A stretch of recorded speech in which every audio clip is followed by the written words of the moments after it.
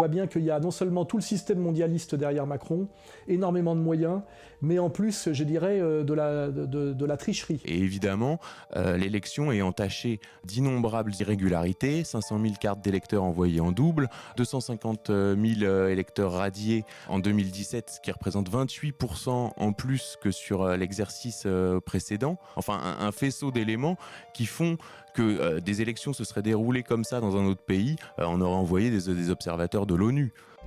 On est vraiment face à quelque chose qui ressemble à un coup d'État en douceur.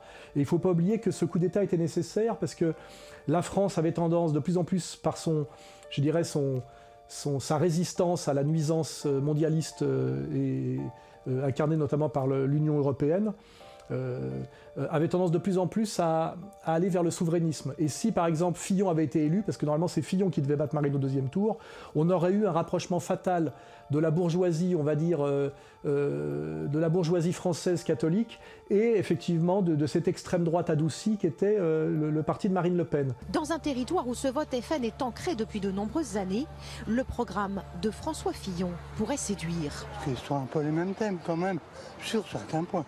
Sur quel point par exemple? Sur le point sécurité, famille, valeurs traditionnelles. Sa position sur l'immigration, sur la famille.